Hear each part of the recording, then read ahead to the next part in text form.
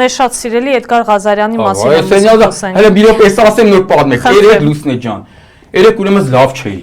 Լավ չէի զգում, էլի պարկացի, իրոք լավ չէ, հələ տենց մեկ-մեկ տենց վատանում եմ, էլի Ռեմիկին ասի, հələ լուսամուտները բազմա սառոտ կա, էլի տենց վատ էի, բան։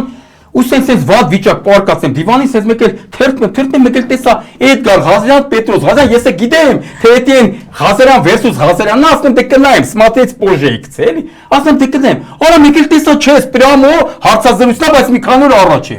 Ուրեմն միացեցի, սկսեցի նայեմ, Լուսինե ջան, այդ վատանալ, մատանալ միանգամից անցավ։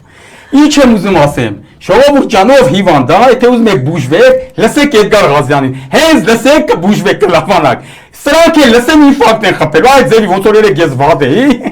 Սրանք Էդգար Ղազարյանին լսելով այդտենց իրանք են վատանալու։ Դա համար Էդգար Ղազարյանը հենց հայտնվի պարլամենտում, նույնիսկ եթե Նիկոլեն հաղթատեղան, շատ կարճ ժամանակ անց բոլորին կամ գժանոց կամ ինֆարկտով հիվանդանոց։ Էդգար Ղազարյանը մենակով սաղի կհաղթի։